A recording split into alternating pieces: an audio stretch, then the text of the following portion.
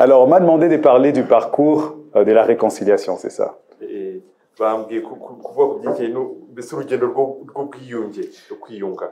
Ce thème, on a commencé, ça fait quand même un bon bout de temps, mais on s'est beaucoup plus focalisé sur le pardon. On n'a pas trop fait des distinctions entre le pardon et la réconciliation.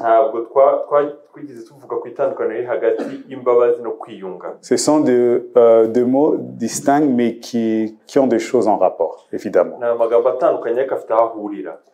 Je commence par une illustration. C.S. Lewis, certains d'entre vous le connaissez. Il dit que la vie d'un homme, c'est un peu comme un bateau. Et un bateau, quand il se trouve au milieu de la mer, il doit se poser 3 questions. La première question, est-ce que, bon, il a dit ça en anglais, vous allez m'excuser, like, am I shipworthy? Est-ce que je suis un bateau en bon état? Parce que si je ne suis pas en bon état, je veux couler. Ça, c'est la relation avec nous-mêmes dans ce monde. La deuxième question, il doit se demander, dans la mer, comment éviter d'entrer en collision avec d'autres bateaux, parce qu'il n'est pas le seul sur la terre.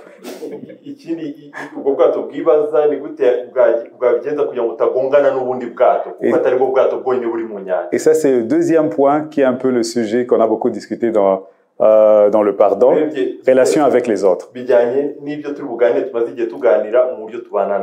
Et la troisième question qu'il doit se poser, c'est où est-ce que je vais?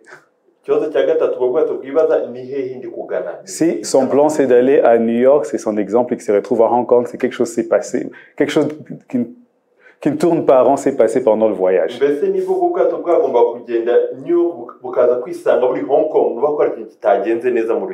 Et vous savez bien que le mot péché en soi, dans sa racine, ça veut aussi dire manquer la marque, missing the mark.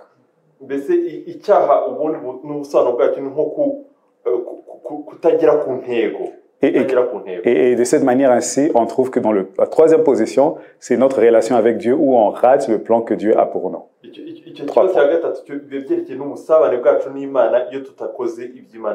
Et la réconciliation touche ces 3 aspects.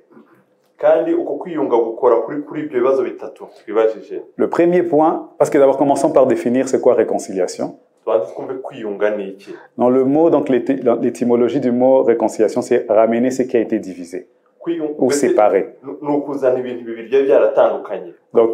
Donc qui a perdu l'unité, on le ramène ensemble. Et souvent, pour le premier point, quand on manque de cohérence personnelle, on manque en fait une unité interne, personnelle.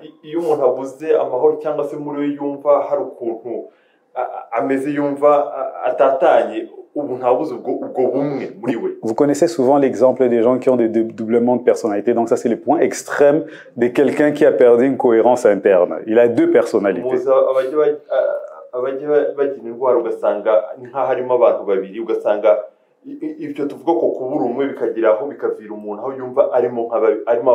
Il y a un psychiatre qui s'appelle Gallagher de Princeton qui disait, il est très engagé dans la délivrance, tout ça. Il dit, mais ça, c'est pas un démon. Il dit, ça, c'est souvent quand on passe au travers d'une expérience traumatisante et qu'on parvient pas à to handle it, de supporter ça.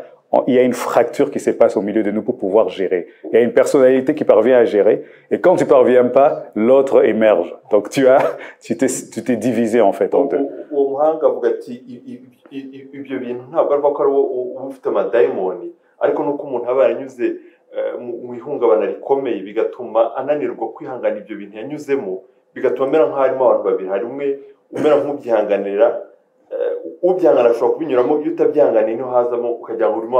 Ça, c'est la forme la plus extrême. Mais la forme la moins extrême, c'est ce qu'on vit tous les jours où tu as des valeurs, mais tu vis contre tes propres valeurs et tu es frustré avec toi-même.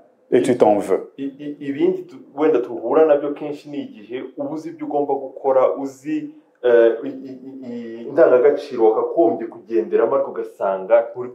Et souvent, on s'en veut après l'action.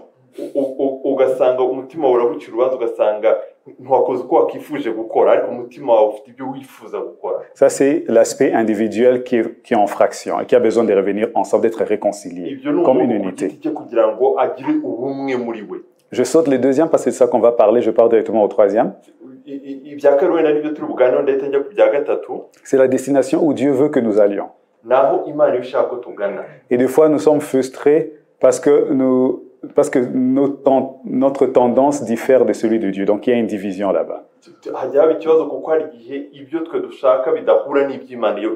Et là aussi, nous avons besoin de réconciliation avec Dieu. Mais on a beaucoup parlé ces derniers temps de la réconciliation les uns avec les autres. Donc, c'est là maintenant je vais me focaliser. Bien qu'il y a beaucoup de choses qui peuvent être dites pour le point numéro 1 et pour le point numéro 3.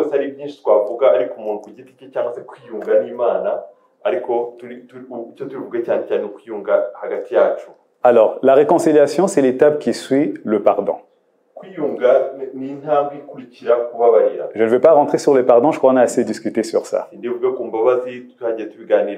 Ce que je peux juste dire brièvement avant d'aller sur le point, c'est le pardon, en fait, quand on pardonne quelqu'un, c'est qu'on décide de ne plus l'en vouloir. En d'autres mots.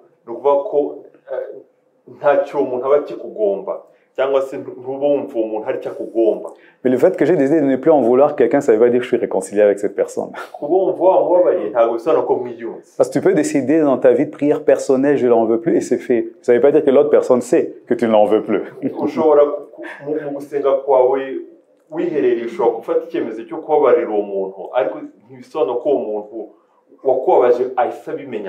C'est pour ça que Dieu nous demande maintenant de faire le pas qui suit après avoir donné le pardon, qui est déjà une étape très difficile.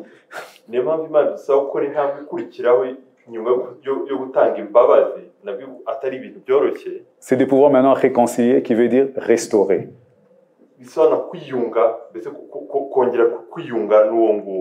Je vous donne un exemple. Avant d'entrer encore dans la réconciliation, juste pour qu'on comprenne en fait la valeur du pardon. Supposez que tu as une voiture. Pour certains, vous n'avez pas besoin de se poser. Donc, tu donnes, tu prêtes cette voiture à quelqu'un. Et la personne fait soit un accident, injure the car. Un problème avec ta voiture. Alors là, quelque chose arrive dans ta relation avec cette personne. D'abord, toi, tu dois payer les coûts de tout ce qui s'est abîmé. Ça, c'est si tu es gentil. Autrement, tu vas lui dire, c'est la personne qui doit payer ça. Quand tu décides que la personne ne paye pas ça, parce que tu dis, je ne veux pas qu'il porte ce fardeau, je vais payer pour cette personne.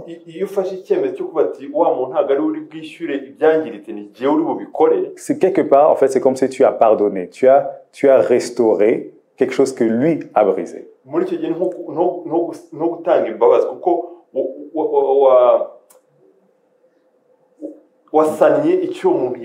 En fait, tu as donné quelque chose que lui ne pouvait pas donner. Rappelez-vous l'histoire que Jésus donne, la parabole de la personne qui a tellement de dettes. Comment la personne sait qu'il a été pardonné de ses dettes?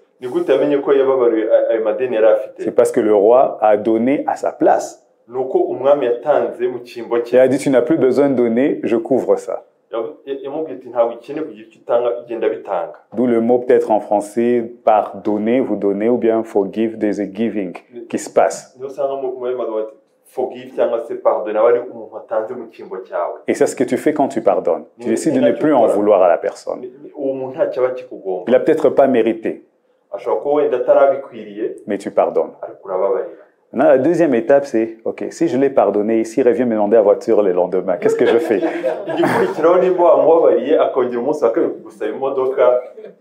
Ouais, non, voilà. Maintenant, là, c'est the next step dans la réconciliation. Et c'est ça que je voulais faire, en fait, la différence entre je t'ai pardonné, maintenant, on doit aussi aller dans le next step, on doit se réconcilier.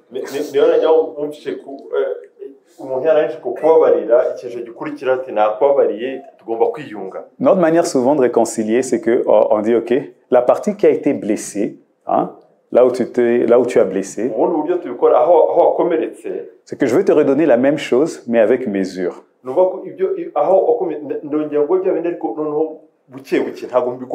Parce que qu'est-ce qui se passe quand une relation est brisée? C'est qu'il y a une confiance qui est brisée. n'icyizere nacyo kiba cyakozwe So, ntabwo ukomeza kugira icyizere uko wari ugifite mbere. So, je peux t'avoir pardonné et ne plus te demander de payer le coût de ce que tu aurais pu payer, mais en même temps, je ne veux plus encore avoir la mauvaise expérience que j'ai eue. ushobora kukubabarira ushobora kukubabarira nkishyura ibyo wakagombye kwishyura ariko nanone ku rundi ruhande nkumva ntashaka kubabara nk'uko nababajwe. Maintenant, réconcilier, c'est maintenant ramener ce qui a été divisé. C'est-à-dire que, pour l'exemple que nous faisons, c'est que je veux dire, ok, peut-être, je vais commencer à te donner ça, mais tu dois me prouver que je ne fais pas encore une erreur de te faire confiance pour la deuxième fois. uburyo biri bugende muri uko kwiyunga nabwo ko ndongera kugirira icyizere ariko nawe ugomba kunyereka ko ukuri uwo kwizera. Et plus on le fait, des fois la réconciliation rentre dans l'étape initiale où nous étions avant, ou bien peut être plus forte qu'avant. kandi iyo dukomeje mu rugendo rwo kwiyunga ubusabane bushobora kumera uko bwari bumeze mbere hagati y'abo bantu cyangwa se bukarushaho. Maintenant, quand Dieu lui il fait ça, c'est ce qui est la partie difficile. Iyo Imana ibikoze ni hano bikomeye. Lui il ne fait pas ça en étapes. Iyo ntabwo ibikora mu byiciro. Lui il te pardonne. Irakubabarira. Quand il s'est réconcilié avec toi, il te redonne ce que tu avais perdu comme si tu ne l'avais jamais fait. Iyo wiyunze n'Imana iguha bimwe wari wangije n'iki irabigusubiza nkaho nta kigeze kiba. Et il dit carrément que la situation est restaurée. Ça c'est Dieu. Ubusabane bwasubiranye. Nous les disciples de Dieu, il y a un parcours. Souvent. Mais on doit entamer ces parcours jusqu'à ce qu'on atteigne la perfection du Maître.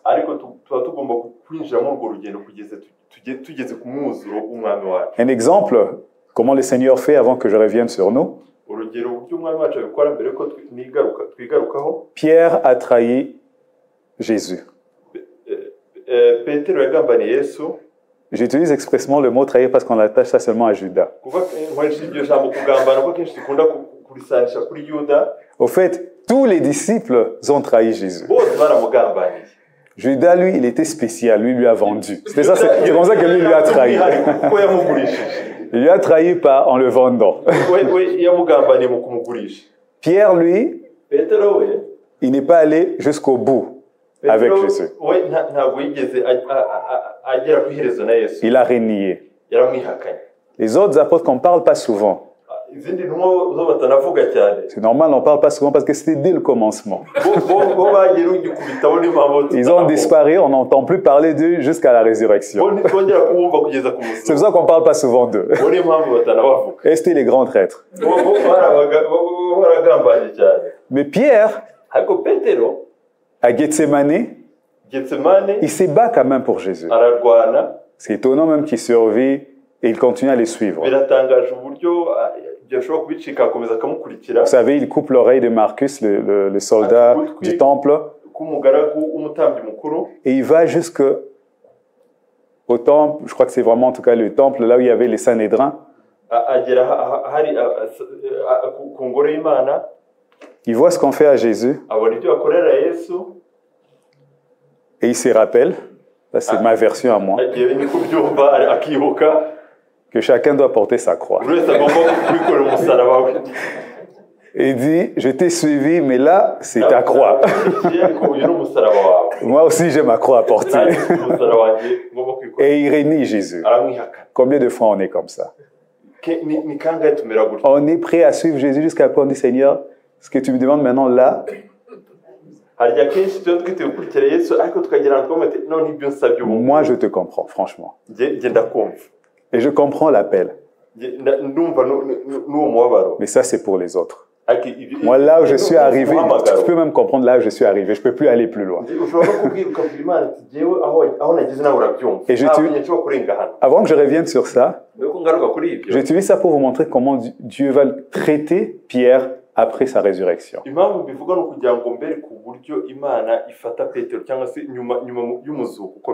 allez voir que Jésus, quand il va ressusciter,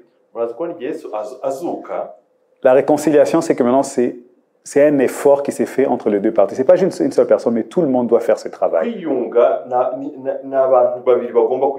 Pardonner, tu peux faire ça unilatéralement. Mais la réconciliation, tu dois faire un effort pour amener ensemble ce qui était brisé.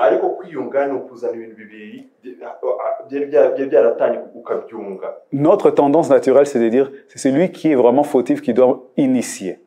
akenshi twe dukunda kuvuga ati nuwangiriye nabi cyangwa se nuwambabaje n'ugomba kubanza. Tu dis, s'il ne vient pas en marchant à genoux devant des verres cassés, moi je ne pardonne pas. Ou bien je n'accepte pas d'aller plus loin. C'est fini, moi et lui, Aliko. Je l'ai déjà pardonné, même Dieu sait. Dieu sait. Je l'en veux plus, moi vraiment. Mais nos histoires, c'est fini là. Sauf si lui, vraiment, il vient, il s'humilie. Mais quand je dis s'humilie, il rampe devant moi, dès que je vais accepter. Dans la perspective de Dieu, Dieu, celui qui est plein d'amour, c'est celui qui initie la réconciliation. Quand Jésus ressuscite, c'est lui qui part à la recherche des traîtres. Chacun, partout où ils étaient. Il commence par les premiers 2 disciples qui marchaient, qui partaient le chemin d'Emmaüs, vous connaissez? Jésus se joint à eux et il marche avec les traîtres, tout ce qu'ils l'ont abandonné. Et il va parler avec eux pour restaurer une relation. Et il termine par un geste qui est souvent lié à la restauration ou l'unité, c'est manger ensemble, la communion. Ok, cette partie est restaurée. Il partage avec eux et puis il part. Il part chercher Pierre qui est en train de faire la pêche. Lui, il a carrément oublié. Car sa mission, c'était être pêcheur d'hommes. Il est rentré pêcheur de poissons. Alors Jésus s'est rejoint. Il leur rejoint là où ils sont. Ils doivent continuer leurs activités. Et c'est intéressant comment Jésus restaure Pierre.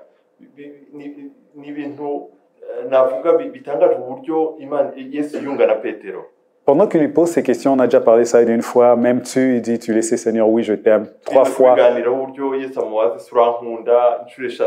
Chaque fois, le Seigneur répétait, une fois qu'il a gagné, il disait, paie mes brebis ou bien nourris mes brebis. On voit Jésus lui faire encore confiance, il lui redonne encore le ministère qu'il avait de pouvoir encore nourrir le peuple. Ça montre que Jésus l'a restauré à la tâche. Je n'ai pas besoin de vous expliquer comment nous on traite les gens. Ou si ce n'est pas nous, comment on voit, c'est que quand il fait ça, il dit, assis-toi d'abord on the bench, on va voir ta situation.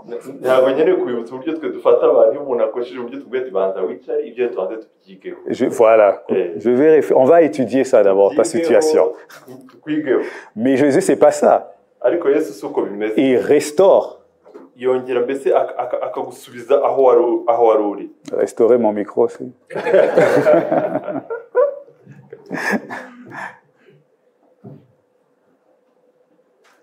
Merci. Alors on voit comment le Seigneur nous enseigne comment il fait cette restauration. Je voudrais vous inviter à lire un passage qu'on a déjà lu. Matthieu chapitre 5, 23 à 24.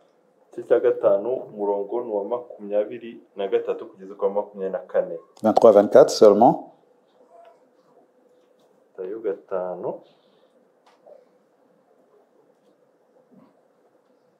Tu peux lire en Kinyarwanda, c'est bon?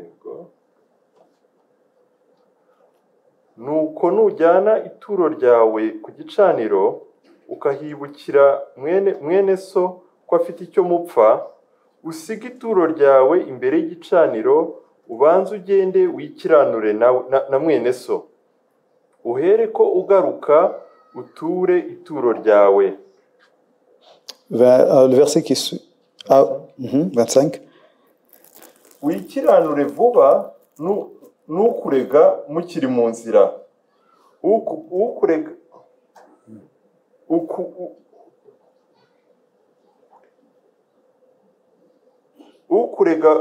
Ukurega ye kugushyikiriza umucamanza.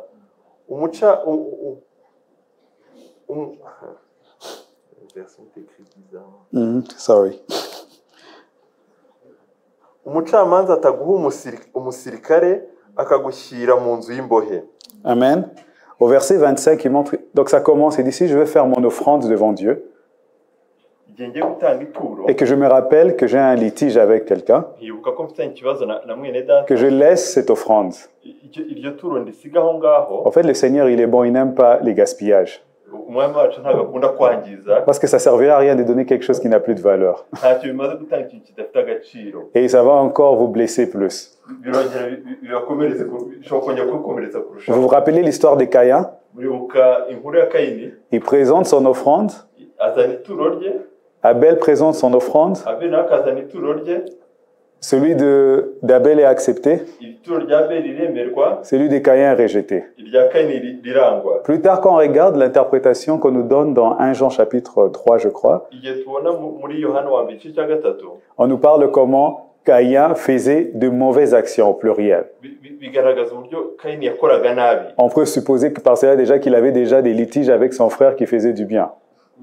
Umuntu ashobora no gutekereza ko yari afitanye ibibazo n'uwo bavukana Abeli wagiraga neza, Et il amène son offrande devant Dieu et le Seigneur ne le prend pas. akazana ituro rye Imana Et ntiryakira. Jésus nous dit justement, quand tu veux donner ton offrande et que tu te rappelles que tu as un litige avec quelqu'un, laisse cette offrande. Yesu aratubwira ati igihe tuzanye ituro ryacu tukibuka ko dufitanye ikibazo, hano umuntu dufitanye ikibazo, iryo turo turisiga aho Hein? ngaho. Ne soyons pas des gens qui gaspillent. Tuba abantu bangiza, Soyons obéissants plutôt. twumvire.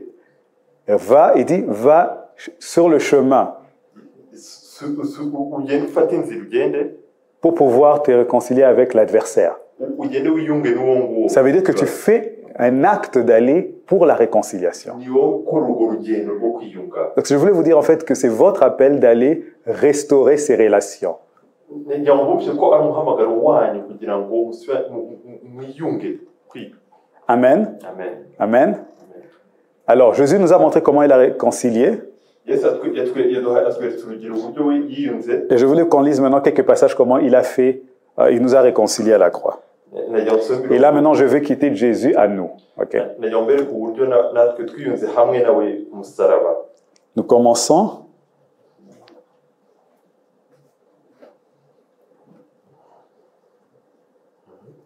Nous pouvons lire Colossiens, le premier chapitre, versets 19 à 20. Igice cya mbere.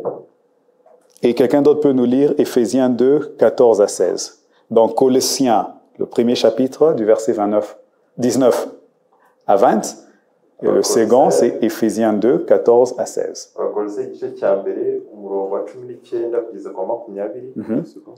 Le second, c'est Éphésiens 2, 14 à 16. Efeso igice cya kabiri umurongo wa 14 kugeza ku 16. Exact.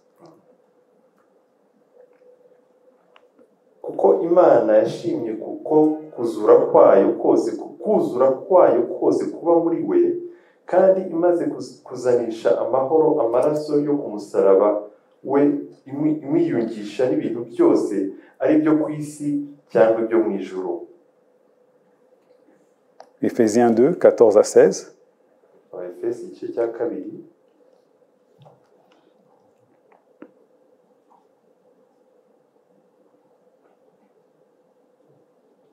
umurongo wa 14 kugeza ku 16. Uwo ni we mahoro yacu, kuko yahinduye twebwe ababiri kuba umwe, akuyeho ubwanzi aribwo rusika rwari hagati yacu rutugabanya, amaze gukuzaho amategeko y'iby'imihango umubiri we, kugira ngo ba babiri abarememo umuntu umwe mushya muri we, ngo azane amahoro atyo, kandi bombi abagire umubiri umwe, abungishe n'Imana umusaraba awicishije bwa bwanzi. Amen. Donc on voit comment Jésus fait cette réconciliation, c'est par la croix. Et je crois que c'est pas fait par exprès que le Seigneur a voulu que quand on comprend la réconciliation, qu'on voit aussi qu'il y a une croix au milieu.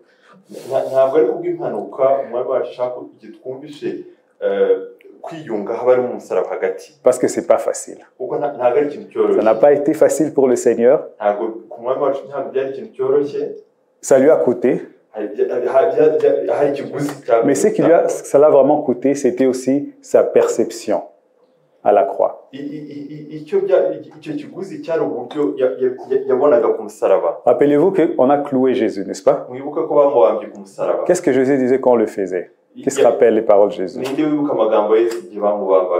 Il dit, pardonne-leur ubabarire car kuko ils ne savent pas ce qu'ils font. batazi ibyo bakora.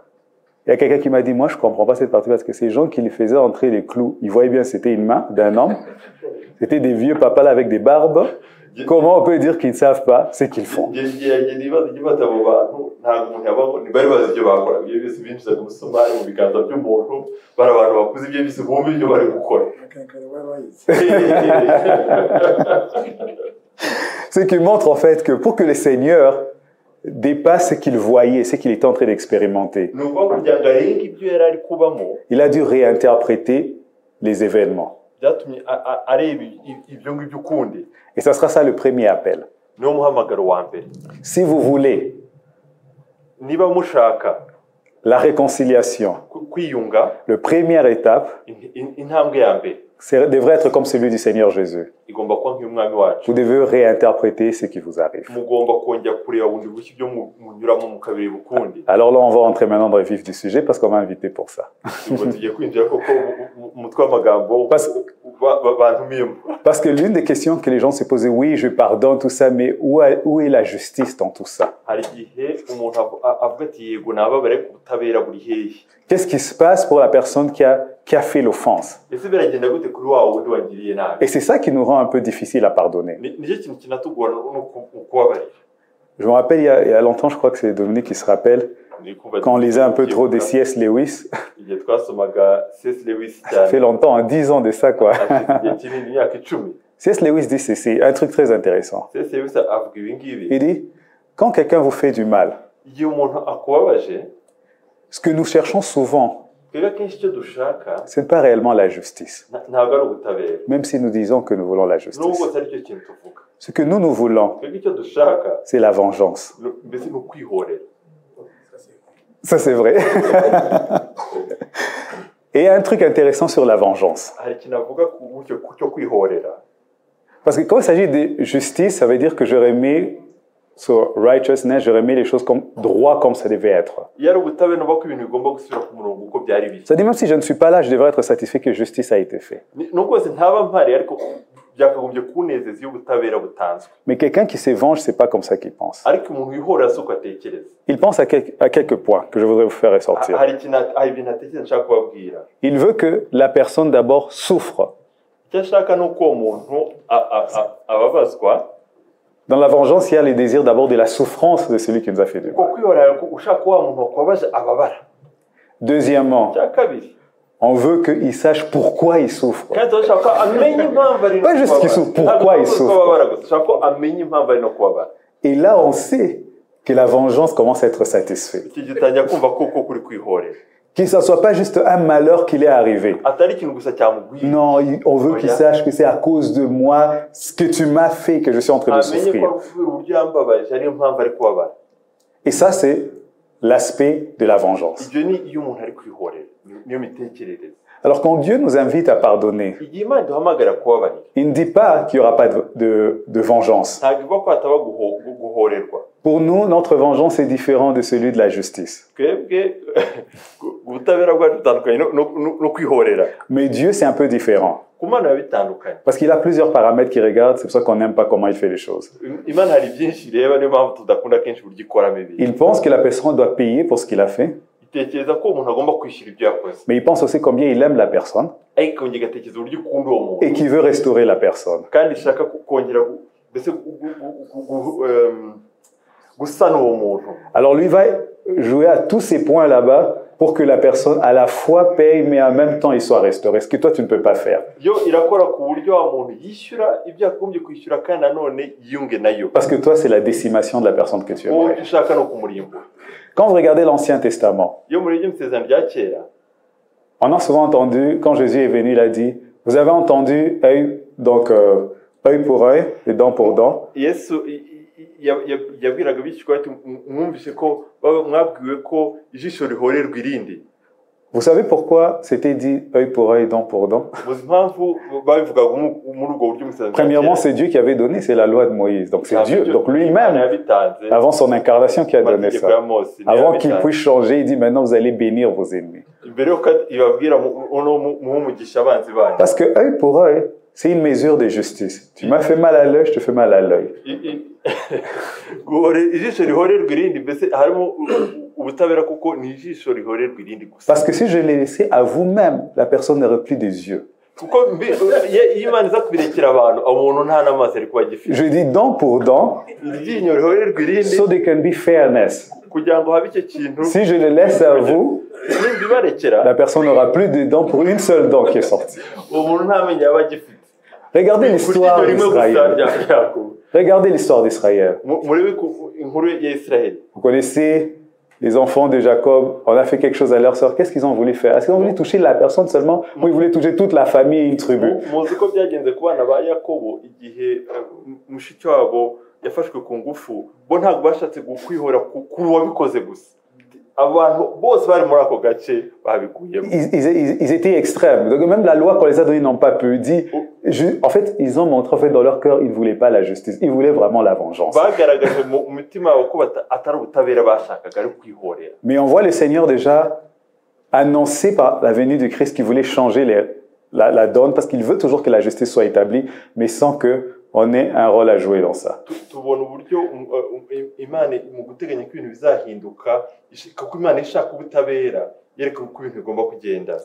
Je vous invite à lire avec moi deux passages, un dans le livre de Proverbes et un autre dans le livre de Jacques.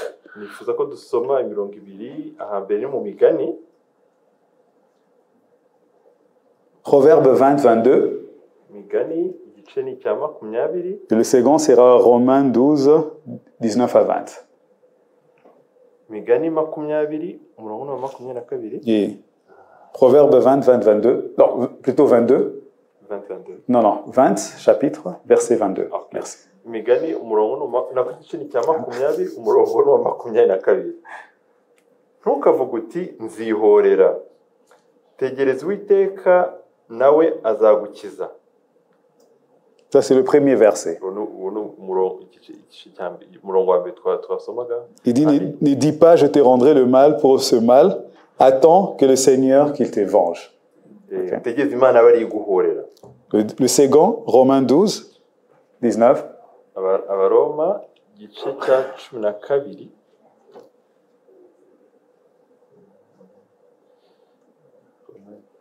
Mm-hmm. 12, Abaroma igice cya 19 à 20. umurongo wa 19 kugera kwa 20. Bakundwa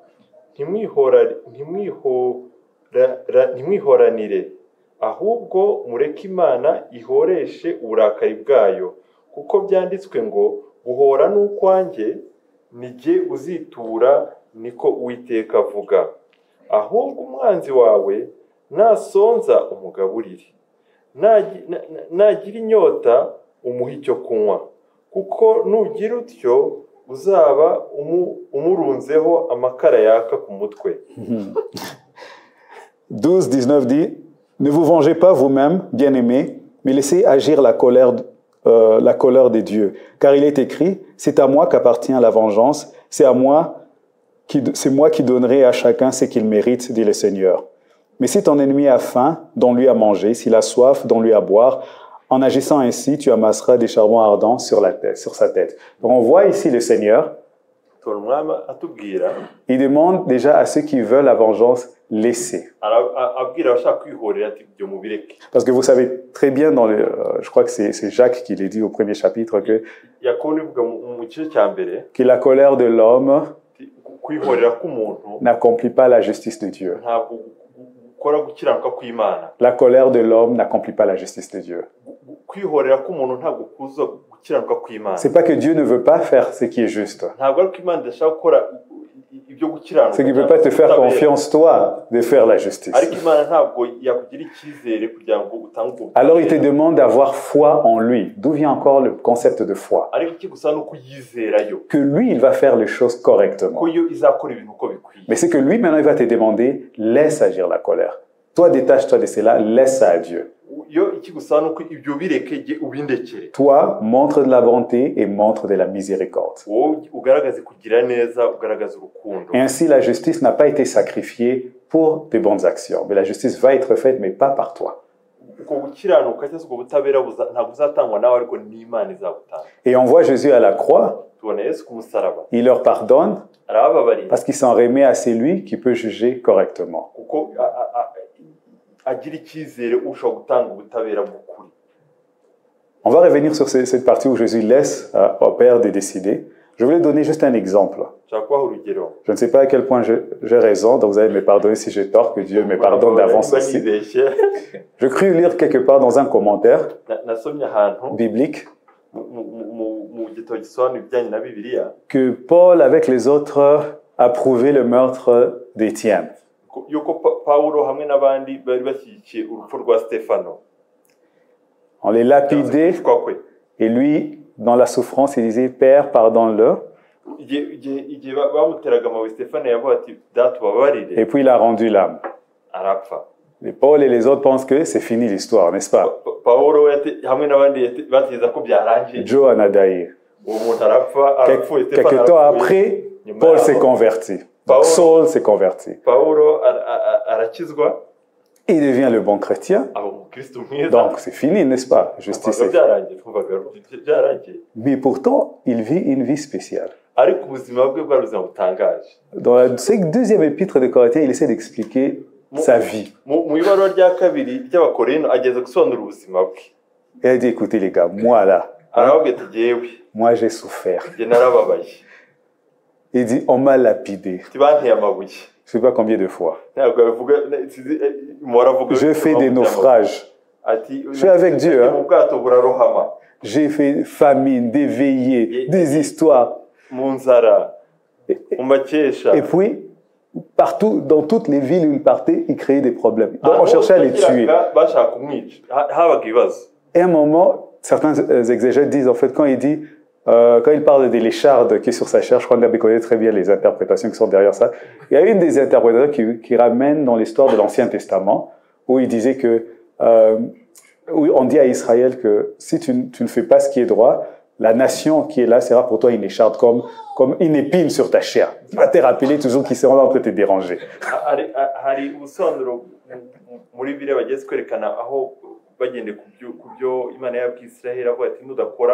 ibijyanye no gukiranuka aya maboko ari hano agukikije azakubera Alors certains pensent qu'en fait l'écharde de Paul n'était pas nécessairement une maladie physique, mais plutôt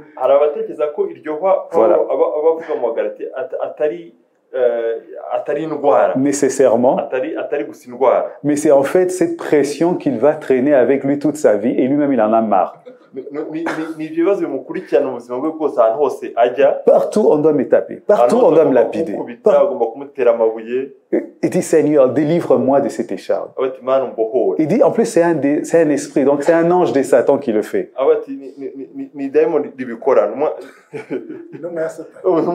Et c'est bizarre, Paul il chasse les démons d'habitude, n'est-ce pas? Et quand il les fait pas, les gens prennent des mouchoirs sur lui. On amène et les gens sont délivrés. Donc, il n'y a même pas aller là-bas pour chasser au nom de Jésus. On touche son corps, ça touche un autre corps délivré. Mais lui, il a un là qui les boxe chaque fois qu'il refuse de les lâcher. Et il supplie Dieu. Il a prié 3 fois, Seigneur, de me délivrer de cette écharde. Puis le Seigneur lui a juste dit. Basically, vous connaissez ce qu'il lui a dit, non? Pardon? Ma grâce te suffit. Il lui délivre même pas. Il ne le console pas plus loin que ça. Il dit, toi, t'inquiète pas, ma force va se manifester dans ta famille, mais toi, continue en sagesse. Et justement, maintenant, les exégètes disaient, en fait, qu'on voit là la justice de Dieu, mais aussi la miséricorde de Dieu qui se mélange en Paul. Non seulement que Dieu ne veut pas détruire sa vie parce qu'il est appelé, mais quelque part, il y a quelque chose qui le poursuit à cause de ce qu'il avait fait.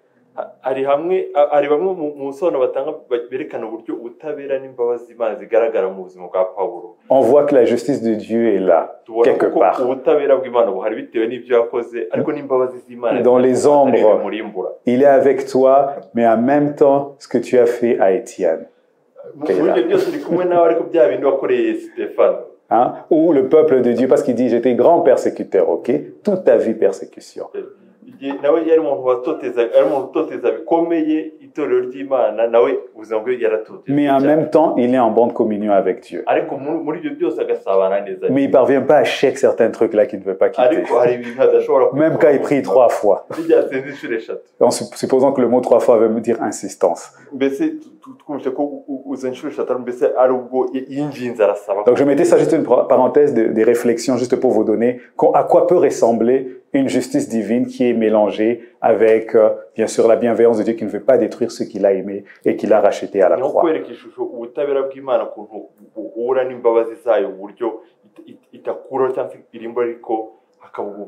On voit même avec Jésus, il dit « Pardonne-leur parce qu'ils ne savent pas ce qu'ils font ».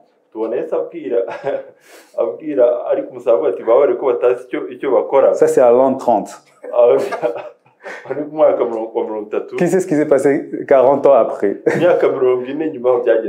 Il ne restera ici pierre sur pierre que tout soit renversé.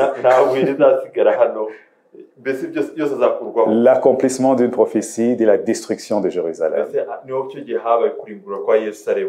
Lisons un peu le texte. 1 Pierre. La première épître de Pierre.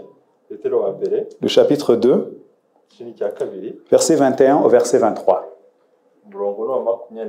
1 Pierre 2, 21, 23.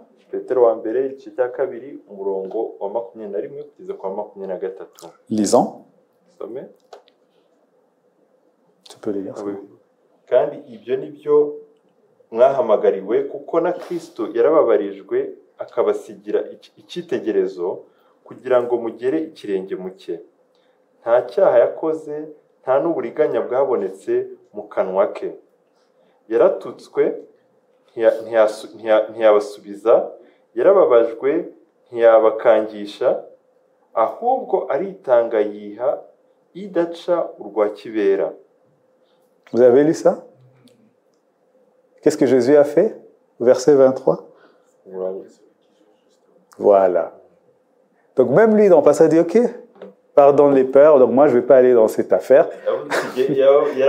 Pour vous montrer un exemple. Donc, il fait ça pour nous donner à nous un exemple comment on devait faire.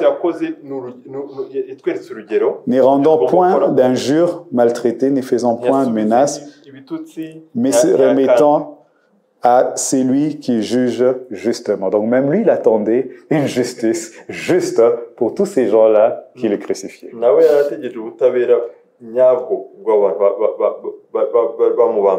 Et je voulais utiliser ça pour enlever la peur que certains pensent que... Parce que beaucoup veulent s'attacher à la colère en disant que si je ne fais pas quelque chose, rien ne sera fait. C'est ce qu'on pense. Non, non, quelque chose sera fait, juste pas à ta manière. Ça sera fait à la manière juste de Dieu. Alors lâche prise. Ne deviens pas celui qui veut être exécuteur, juge et tout. Non, c'est Dieu qui est le juge. Laisse Dieu être le juge.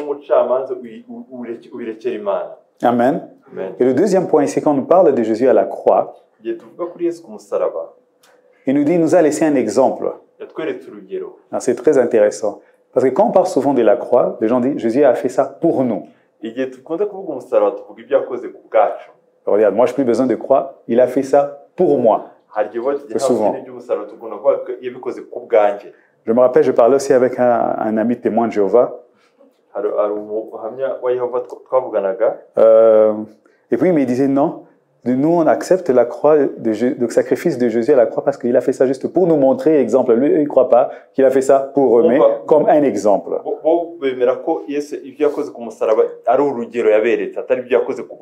Mais la vérité, les textes nous disent que ce sont les deux. Il a fait ça pour nous, mais en même temps, il a fait ça comme exemple pour nous laisser qu'on fasse la même chose. Alors, quand nous avons reçu le sacrifice de Christ, donc c'est ce qu'il a fait pour nous, il nous a pardonné, il nous a réconciliés. Mais ce qu'il a fait sert aussi en double temps un exemple pour nous, nous laissant un exemple que nous aussi on devrait suivre. Et dans cet exemple, si vous êtes disciple de Jésus, c'est ce que vous devez faire. Non. Certains me disent, à ces moments-là, peut-être moi je ne suis pas disciple de Jésus. Mais si vous vous appelez chrétien, automatiquement vous êtes disciple de Jésus. Parce que dans Actes chapitre 11, je crois verset 20, on dit que c'est là où on a appelé premièrement les disciples chrétiens. Donc il n'y a pas moyen d'échapper.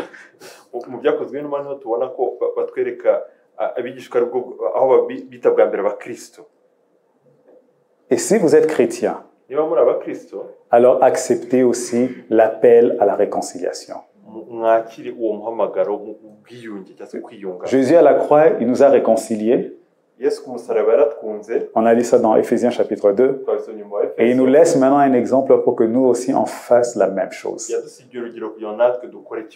Pour nous réconcilier maintenant avec nos frères et nos sœurs.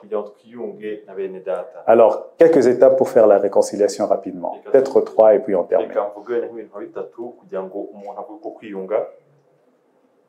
Premièrement, pour se réconcilier, bon, commençons par les habitudes avant de vous demander de faire un exercice. Quand vous voulez apprendre les mathématiques, on a des gens qui ont fait maths physique. Vous commencez pas avec des choses complexes. On commence avec les calculs. Hein? Tout commence petit à petit. Vous commencez avec des petites choses et plus la complexité vient, mais vous avez appris à partir des choses petites. Nous aussi, pour apprendre à pardonner et à nous réconcilier, apprenons à les faire déjà avec les petites choses qui arrivent dans notre vie. C'est comme un muscle. Faisons-le promptement et ça deviendra un peu plus facile. Plus les défis augmentent avec le temps. Ça, c'est une pratique que je vous invite à faire régulièrement. Vous pouvez avoir un répertoire de plein de gens. Ça peut être un enfant, une bonne. Pensez souvent aux personnes qui vous offensent régulièrement. Souvent, ce sont les gens de la famille, les gens du travail, le boss. Ça, c'est pas tellement gravissime, mais ce qui énerve, ça continue, c'est répété. Tu pardonnes, je vais pas t'attendre combien de fois. Donc, ça, c'est ces trucs-là. C'est un exercice. Ok? C'est une écharde. Pratiquez avec régulièrement. Régulièrement, détachez-vous. Régulièrement, pardonnez. Créez une situation de réconciliation. Aisément. Donc, les gens là qui sont autour de vous, qui vous fâchent et vous fatiguent là, tous les jours, ils ne comprennent jamais. Quoi. Et qui font ça chaque fois. Pratiquez.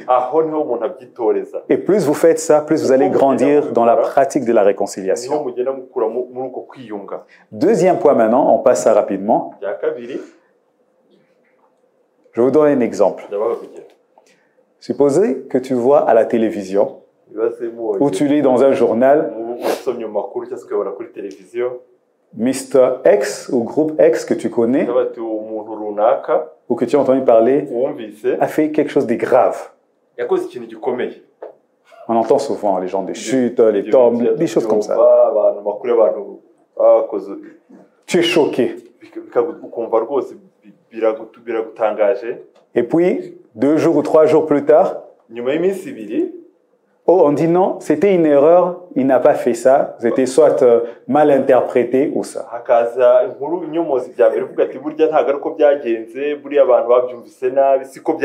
Non, maintenant tu es devant 2 choix.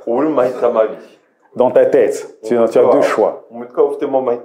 Tu peux dire, premièrement, tu peux dire, ah, donc même lui n'est pas aussi mauvais que ça. Ça, c'est option 2. Ou bien, tu retournes à la première option, tu dis, moi, je préfère la première version de cette personne. Parce que je veux tellement qu'il ait tort. Je veux tellement croire qu'il est mauvais. Je veux me tenir à la version numéro 1, même si on a corrigé ça. Version numéro 1, c'est ça. Non, si vous partez à la version numéro 1 et vous êtes déçu de la version numéro 2, au lieu de vous réjouir de la version numéro 2,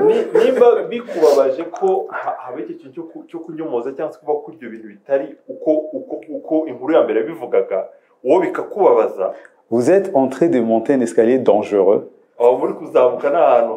Parce qu'en fin de compte, vous serez le diable. Tout simplement pourquoi?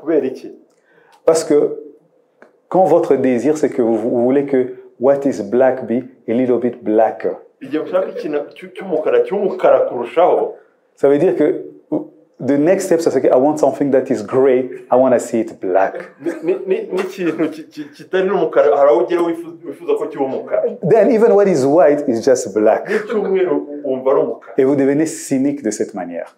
Icyo gihe niho utangira kugira ibitekerezo itari myiza.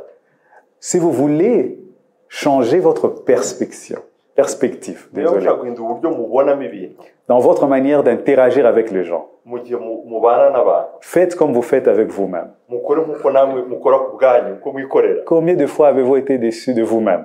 Ni kangahe wumva wababajwe n'ibyo wagakoze? Non, vous n'allez pas accepter ça. Comment ça? Combien vous avez déjà rêvé que vous avez fait une mauvaise chose? Ni kangahe twagiye turota twakoze ikintu kibi, Et puis tu te réveilles, ah, c'était un rêve. ugatambuka ukumva byari inzozi gusa. Combien ça vous est déjà arrivé? Ni kangahe byatubayeho? Vous êtes tellement satisfait et heureux que ce n'était pas réel. Wumva unezero kumva ko ibyo bintu koko utagakoze. Pourquoi ne pas avoir les mêmes sentiments pour l'autre? Kuki se tutagira imitekerereze ku bw'abandi? Rappelez-vous que le Seigneur nous appelle d'aimer notre prochain comme nous-mêmes.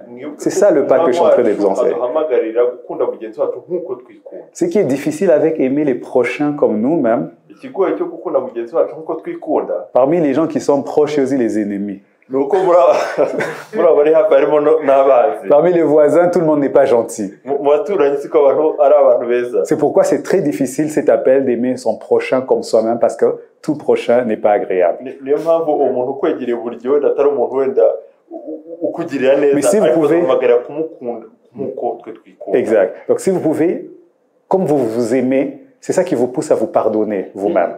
C'est l'amour de soi qui vous pousse à vous pardonner vous-même. Uburyo twikunda nibyo bituma twibabarira. Si tu peux aimer ton prochain Iyo ushobora comme gukunda toi-même, mugenzi wawe nk'uko nawe wikunda, tu vas commencer facilement le parcours de lui pardonner. icyo gihe niho utangira urugendo mu buryo bworoshye bwo kumubabarira. Pourquoi on est souvent déçu avec soi-même? Kuki akenshi dusanga ubwacu tuba twibabaje? On est déçu avec nous-mêmes des fois parce qu'on espère de nous-mêmes le meilleur. Nuko hari igihe tuba twiringiye ko turi abantu beza, ariko yuko ibyo twagombye gukora ari Et ibyiza. si vous voulez la même manière de celui qui vous persécute, vous devez savoir à espérer de le meilleur. Nuba ko n'uwo muntu wundi ugutoteza ugomba kwiringira ko cyangwa se kumutegereza ko nawe muri we havamo Si ibyiza. ta manière de voir, c'est de dire, ah, ils sont toujours comme ça. Quand tu te dis déjà ça, c'est que tu n'espères pas le meilleur de lui. Tu dis, il est toujours comme ça. Niko babaye, niko bameze. Nuba ko nta n'ibyiringiro ufite yuko bashobora Et là, tu ne peux pas commencer ce parcours du pardon et des réconciliations. ushobora gutangira urugendo rwo kubabarira no kwiyunga. La raison pourquoi tu parviens à vivre avec toi-même tous les jours, avec tout ce que tu fais, c'est parce que tu continues à espérer que tu peux être meilleur que ce que tu fais. Impamvu wihangana ku bwawe nuko wumva ko hari uburyo ushobora guhinduka, ufite ibyiringiro ko ushobora guhinduka ukaba umuntu mwiza. Et si vous pouvez juste transposer ça sur le prochain, vous allez voir que votre attitude, votre vision et votre facilité d'aimer, de pardonner et de vous réconcilier avec les gens sera plus facile. Nubishyira no kuri mugenzi wawe ntuzabona ko bishobora kukorohera kumubabarira no kwiyunga hamwe nawe. Amen. Amen. Alors, je voudrais qu'on termine par la prière. Nifuza ko dusoza dusenga.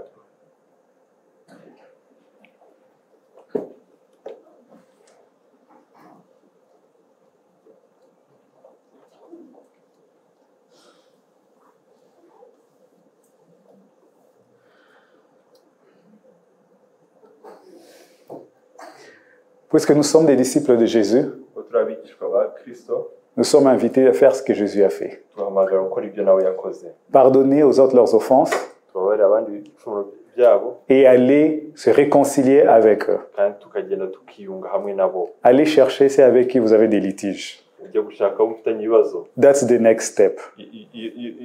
Iyo niyo ntambwe ikurikiraho. Et je ne dis pas que c'est facile, j'accepte, c'est une croix. Ntabwo mvuze ko ari byoroshye n'umusaraba, Mais c'est une croix que le Seigneur nous invite à porter. ariko n'umusaraba umwami wacu duhamagarira gufata cyangwa se kwikorera. Dans 1 Corinthiens chapitre 5, Mu Bakorino ba mbere igice cya 5, Dieu nous dit qu'il nous a donné le ministère des réconciliations. Imana itubwira ko idaha uwo murimo wo kwiyunga. Beaucoup d'entre nous, on veut des ministères de puissance. Twese dushaka imihamagaro irimo imbaraga. Seigneur, donne-moi ce ministère. Imana nk'uyu murimo, Et il te dit, je t'ai déjà donné un ministère. namaze kuguha umurimo. Ministère des réconciliations. uwo murimo w'ubwiyunge. Sois fidèle dans les petites choses et te donnera des plus grandes choses. Uba umwizerwa mu bitoya nibwo uzaba umwizerwa mu binini. Et c'est vrai que le petit de Dieu, c'est trop grand pour nous, je l'admets. Mais c'est le ministère qui nous a donné. Commençons à nous exercer au ministère qui nous a donné. Et la meilleure et la seule façon que je sais que s'exercer un ministère, c'est la pratiquer avec foi. Et je voudrais vous inviter qu'on puisse prier. On ne va pas demander à Dieu de nous donner le ministère de réconciliation, il nous a déjà donné le ministère de réconciliation. Mais plutôt, je vous invite plutôt qu'on prie, qu'on demande à Dieu qu'on soit des vrais ministres de la réconciliation. Qu'il ouvre nos yeux comme il les fait déjà aujourd'hui.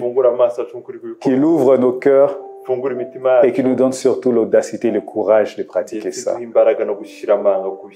Et s'il y a des noms qui vous viennent à l'esprit des personnes, remettez-les, présentez-les devant Dieu et demandez à Dieu de créer des circonstances pour que vous puissiez rencontrer ces personnes pour pouvoir faciliter le processus de la restauration. Ayez le courage de dire ça à Dieu. Un cantique et puis nous prions. Vous pouvez déjà commencer déjà la prière interne. Ça peut être à la maison, ça peut être avec les enfants, ça peut être avec un époux, une épouse, ça peut être au travail, des amitiés brisées à longtemps. Le Seigneur vous invite à être des ministres de la réconciliation. C'est la croix que le Seigneur nous invite à porter. Nous nous dirigeons vers la Pâque dans un mois à peu près. Ne célébrons pas simplement la victoire de Jésus qui a pu porter sa croix jusqu'au bout.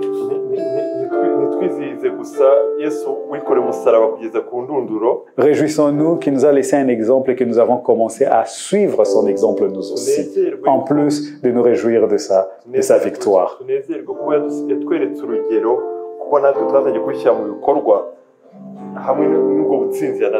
Prions.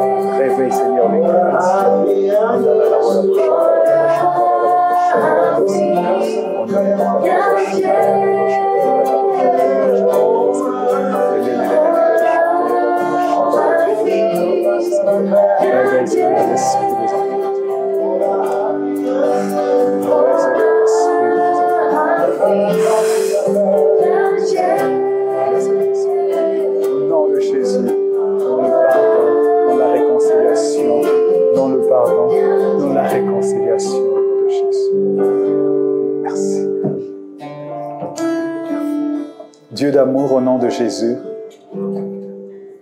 je te recommande chacun d'entre nous ici. Toi qui nous as appelés à te ressembler sur la terre, car comme toi tu es, tel nous sommes dans cette vie. Nous voulons marcher, Seigneur, sachant qu'il y a la croix devant nous. Car tu dis que celui qui ne porte pas sa croix ne peut pas être ton disciple. Nous voulons, Seigneur, aller à ton image, Seigneur, et porter notre croix. Premièrement, pour le pardon de ceux qui nous ont offensés, mais également au nom de Jésus, Père, rends-nous capables de nous réconcilier, Seigneur, à réunir ce qui a été détruit, détruire la division qui existe entre nous, les amis, les membres de famille, nos époux, nos épouses, nos collègues de travail, d'école, dans nos églises, dans nos assemblées, dans nos ministères, que là où il y a eu blessure et division, accorde la réconciliation par une restauration sincère et réelle. Que nous soyons comme toi, Seigneur. Au nom de Jésus, viens Saint-Esprit. Viens Saint-Esprit, viens faire l'œuvre que nous sommes incapables de faire de nous-mêmes. Viens faire ce que nous sommes incapables de faire de nous-mêmes. Tu nous connais, Seigneur, notre faiblesse, malgré notre bonne volonté. Viens nous secourir, Seigneur, car tu es le sauveur de l'humanité, spécialement des chrétiens, spécialement pour nous les disciples. Viens nous sauver, Seigneur, dans notre incapacité. Viens nous donner, Seigneur, le cœur de Jésus, pour que nous puissions faire l'œuvre de Jésus. Aller sur le chemin d'Emmaüs pour nous réconcilier avec ceux qui nous ont trahis et nous ont abandonnés dans nos moments de difficulté, dans notre moment de douleur. Ils n'étaient pas là, Seigneur, pour nous. Mais tu es allé les chercher, Seigneur, sur ce chemin. Et tu as, Seigneur, accompli, Seigneur, l'union et l'unité par la communion à la fin. Tu es allé, Seigneur, restaurer, Seigneur Pierre, qui vient t'a régné 3 fois en ton moment de besoin et de souffrance profonde, Seigneur. Tu es allé les restaurer et les attirer encore dans une amitié avec toi. Restaure-nous, Seigneur, et enseigne-nous à faire de même, car nous sommes tes disciples.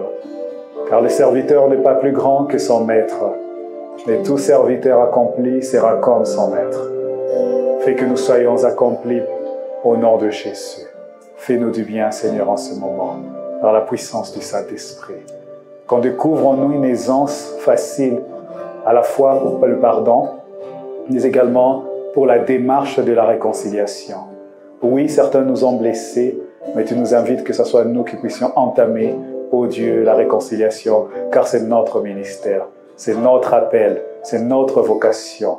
Tu nous as envoyé te faire connaître au monde, alors fais que nous puissions faire connaître que tu es un Dieu de réconciliation. À commencer par nos vies, Seigneur. À commencer par nos vies en ce moment. Au nom de Jésus.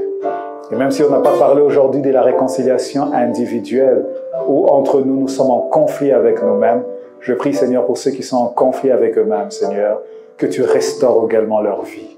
Que tu amènes l'unité, Seigneur, interne qui a été détruite au nom de Jésus. Par les difficultés de la vie, par les problèmes, Seigneur, par les manques d'exaucement de foi, des prières qui ont bouleversé même notre spiritualité. Amène une union, Seigneur, au sein de notre cœur. Et là où nous avons péché, en ne suivant pas le chemin où tu nous as invités à appeler, nous nous sommes trouvés, Seigneur, à des destinations différentes, comme Jonas qui avait fui. Mais tu l'as ramené, Seigneur, ramène-nous également et restaure, Seigneur, notre communion avec toi. Et que nous allons, Seigneur, de bons pas et des pas fermes avec toi, au nom puissant de Jésus. Je bénis, Seigneur, tous ceux qui sont ici. Je bénis leur résolution, Seigneur, et que ça puisse porter des fruits pour la gloire de Dieu le Père. Au nom de Jésus, je prie. Amen. Amen. Merci.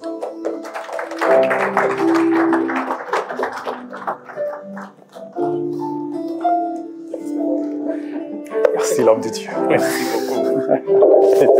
C'est gentil.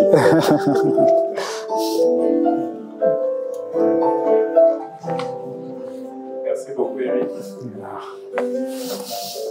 Merci, mon frère. Dieu te bénisse.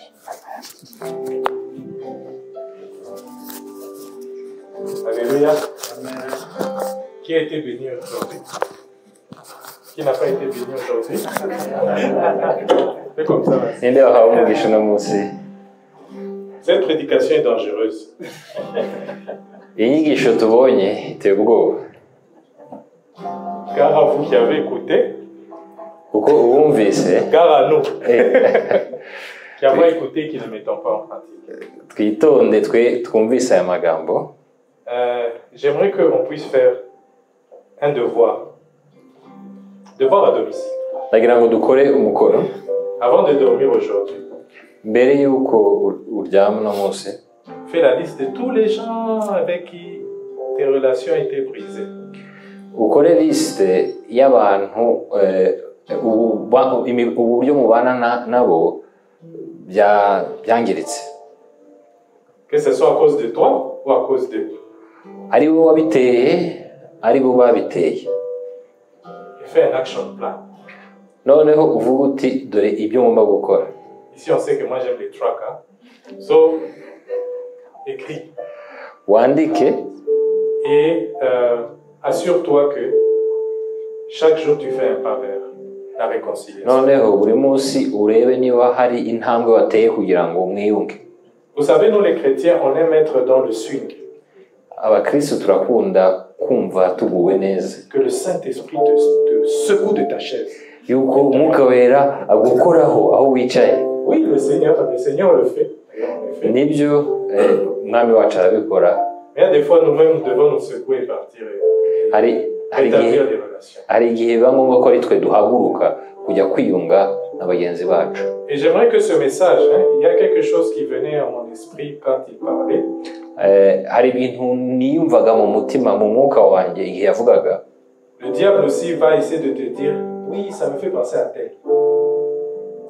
Satani ashobora kukubwira ati bitumye ntekereza uwo muntu. C'est telle personne qui doit venir vers moi. Uwambabaje niwe ugomba kuza akiyunga nanjye. C'est le diable qui te le dit. Uwo ni Satani uvuga. Le diable aussi vient dans l'assemblée des saints. Satani nawe ajya aterana n'abere. Regarde d'abord toi-même. Ubanze wirebe. Remets-toi en question. Wowe wirebe uko uhagaze. Et prends tes actions pratiques. Noneho ukore ibikorwa bifashe buri munsi. Amen. Amen. Ce n'est pas pour que Dieu dise yes seulement. Si ukugira ngo Imana ivuge ngo wakoze neza, mais c'est surtout pour que il puisse te bénir. cyane cyane ni ukugira ngo iguhe umugisha.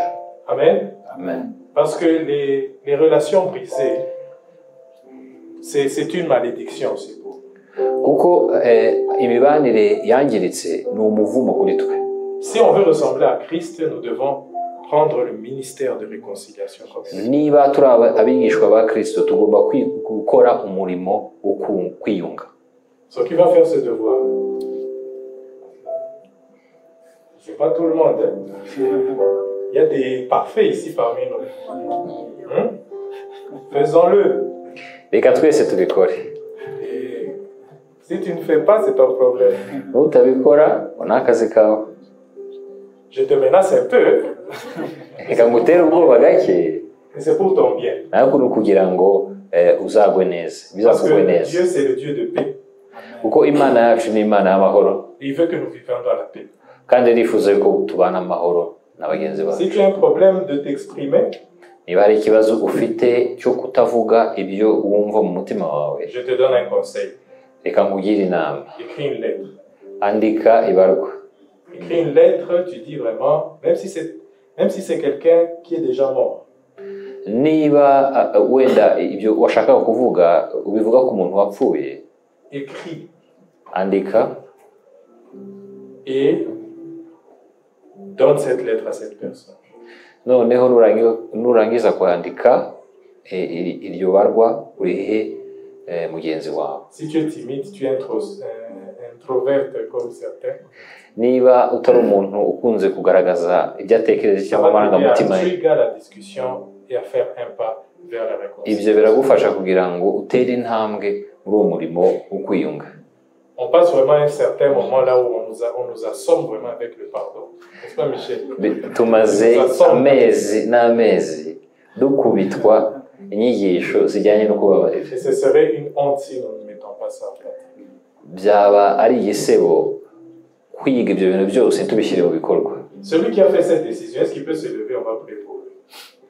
Uwafashe icyo cyemezo cyo kwiyunga na mugenzi we yahaguruka tukamusengera. D'écrire. Est-ce qu'il peut se lever? On va prier pour lui. Umuntu ufite wenda ikibazo cyo kuvuga n'amagambo ye ashaka kwandika, ese yakwifuza yuko tunamusengera?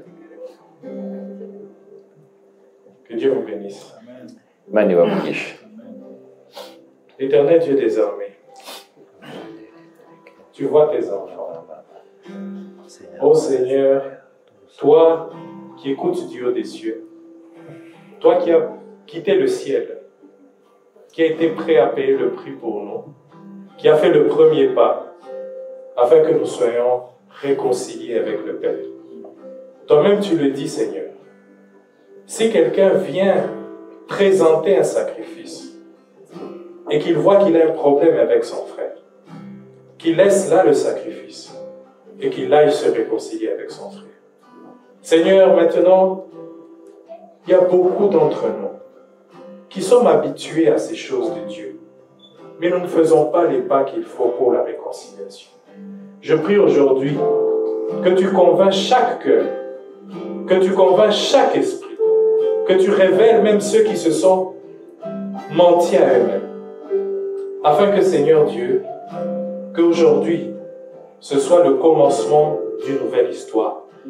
La Bible dit, les choses anciennes sont passées, et voici toutes choses sont devenues nouvelles.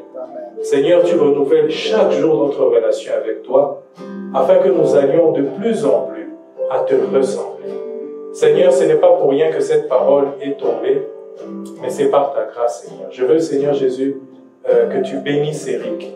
Je veux que tu bénisses Emma et son groupe. Je veux que tu bénisses chaque personne dans cette assemblée. Que, Seigneur Dieu, tu nous donnes un cœur comme celui de Christ, afin que, Seigneur Dieu, nous soyons vraiment cette lumière du monde et que nous soyons vraiment ce sel de la terre. Aujourd'hui, Seigneur, on regarde à Kigali, on se demande où sont les chrétiens. Où est-ce qu'ils sont? On voit des églises remplies, on voit des ministères remplis. Mais où sont les chrétiens dans les lieux de travail? Où sont les chrétiens quand il y a des problèmes? Où sont les chrétiens quand il y a la division? Seigneur, nous voici. Utilise-nous.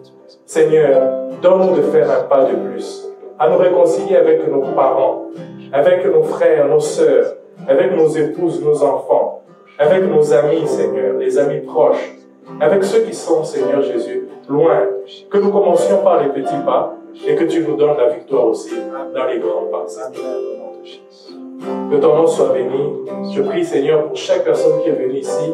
Bénis cette assemblée. Bénis chaque personne qui a pris la peine de quitter sa maison et de venir ici. Seigneur Dieu, que ton Saint-Esprit nous dirige et nous fasse du bien. Que nous trouvons la paix là où nous allons et que tu nous accordes ta gloire et ta grâce. C'est en ton nom précieux que j'ai ainsi prié. Amen. Amen.